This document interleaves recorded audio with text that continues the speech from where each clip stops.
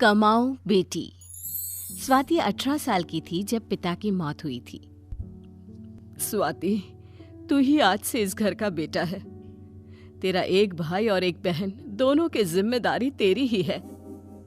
पर माँ, मैं तो खुद पढ़ रही हूँ, मैं क्या कर सकती हूँ? बेटा, तेरे पिता की जगह तुझे नौकरी लग सकती है। तो बस किसी तरह पापा के ऑफिस जाकर रोज बाबू से मिलना शुरू कर दे। स्वाति पापा के दफ्तर जाती है, जहाँ सीनियर बाबू कहते हैं, अरे शर्मा जी की बेटी स्वाति है ये। कैसे शर्मा जी का सपना था इसे पायलट बनाने का, और आज छोटी सी नौकरी के लिए परेशान हो रही है। ये तो अच्छा है कि शर्मा जी एक जमीन में 2 कमरा डाल गए। कम से कम इन बच्चों के सर पर छत तो है। बेटा स्वाति, माँ क्या करती है, उन्हें बोलो ये नौकरी वो ले ले और तुम अपनी पढ़ाई करो बेटा। स्वाति घर आकर माँ को सारी बात बताती है। अरे बेटा, मैं अगर नौकरी करूंगी तो घर कौन देखेगा? खाने पीने से लेकर घर की सुरक्षा। मैं तो पढ़ी भी नहीं हूँ, तो कम से कम 12वीं तो पास है। आगे पढ़कर और अच्छे पद में तरक्की ले सकती है बेटा। स्वाति अगले दिन फिर पिता के ऑफिस जाकर बाबू को ये बात बताती है। कैसी है शर्मा जी की बीवी, एक बच्चे की बलि ही चढ़ा रही है। स्वाति सुन तो सब रही थी, लेकिन समझ कुछ नहीं रही थी। लोगों की मदद से स्वाति को पिता की नौकरी मिल जाती है। अब स्वाति सुबह ऑफिस जाती और देर शाम थक कर घर चली आती। घर पर भाई कहता है, दीदी आ गई, दीदी आ गई। दीदी, इस बार सैलरी से मुझे नया बैट चाहिए। दीदी, मुझे दाल चाहिए। स्वाति बेटा, जरा ये दही खा ले, ताकत आएगी। सारा दिन थक जाती है। जल्दी से ये कपड़े बदल ले, मैं खाना लगाती हूँ। स्वाति का पूरा घर बहुत ख्याल रखता था, उसके आने का इंतजार करता। उसकी सैलरी से घर भी ठीक चल रहा था।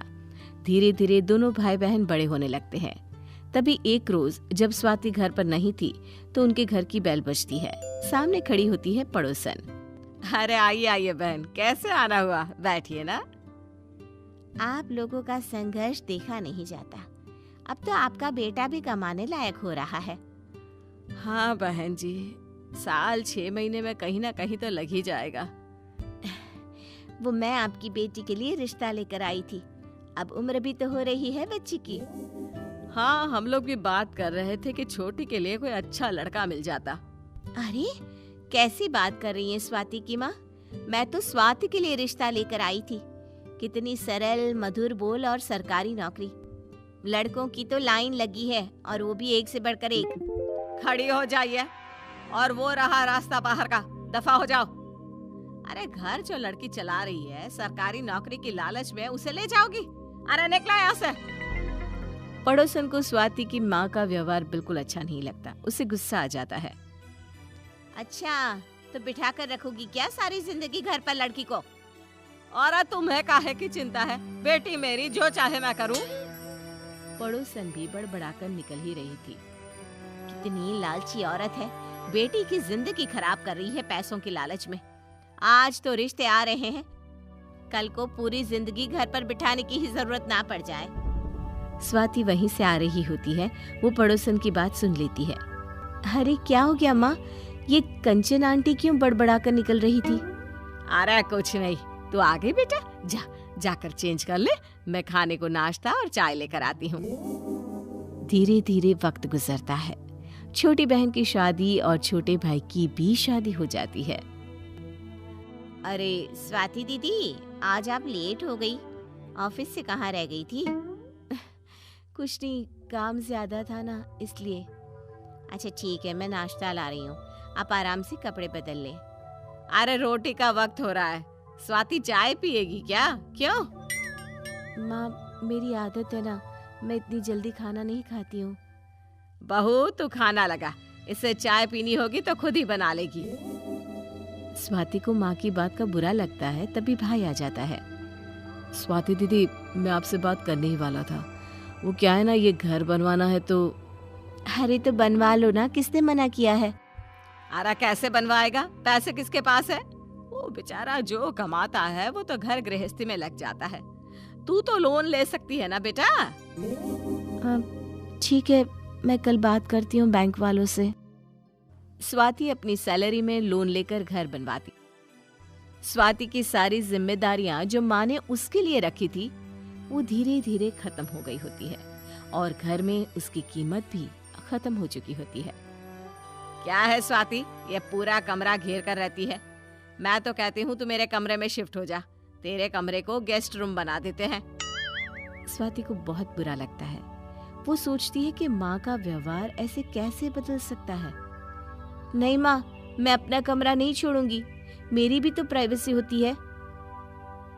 पूरा घर बन जाने के बाद एक दिन भाई कहता है, स्वाति दीदी, मैं क्या कह रहा हूँ, ये घर मुझे ना मेरे नाम करवाना है, तो आप पेपर बनवा दीजिए ना।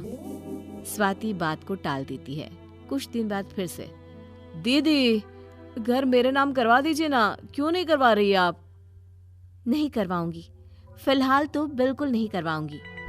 माँ को स्वाति की बात ठीक नहीं लगती। वो जोर से स्वाति पर चिल्ला देती है, क्या कहा? पापा का घर है, जो बेटे का हक होता है, ज्यादा मालकिन बनने की कोशिश ना कर। स्वाति को माँ की बात पर रोना आ जाता है। माँ तू भूल गई, लेकिन तूने ही तो पापा के जाने के बाद कहा था कि मैं तेरा बेटा हूँ। वाह माँ वाह, घर की सारी जिम्मेदारियां बेटी की और प्रॉपर्टी का हक बेटे का। इस घर में जब तक मेरे नाम पर लोन है किसी को ट्रांसफर नहीं हो सकता। बस यही बात थी कि मैं पेपर नहीं दे सकती थी। लेकिन माँ, मैंने आज ये समझ लिया कि तूने मुझे कभी बच्चों का प्यार नहीं दिया। मैं कल ही ये घर छोड़कर चली जाऊंगी। अगले रोज स्वाति अपना बैग पैक करके जा रही होती है कि उसकी भाभी उसे रोक लेती है। दीदी, आप कहीं नहीं जाएंगी। कोई इस घर से जाएगा तो वो है हम लोग, क्योंकि दीदी आपने इनकी पढ़ाई लिखाई से लेकर सारा खर्चा उठाया। ये घर को पूरा करने पर भी आप ही सारा खर्चा कर रही हैं, तो इस घर से हम जाएंगे। स्वाति की माँ की आंखों में भी घर छोड़कर जाती बेटी को देखकर आंसू आ जाते हैं। तभी भाई स्वाति के पैर पकड़ लेता है। दीदी, गलती की हम लोगों ने। आप चाहती तो कब की शादी कर लेती, लेकिन नहीं, आपने हम लोगों के आगे अपनी खुशी नहीं देखी, अपना खुद का परिवार नहीं देखा। हमें माफ कर दे दीदी, कुछ नहीं चाहिए मुझे सिर्फ मेरी दीदी चाहिए। स्वाति भाभी को गले लगा लेती है। कौन कहता है कि भाभी माँ नहीं बन सकती? तुमने तो मुझे मेरी माँ से भी बहुत ज्यादा समझा।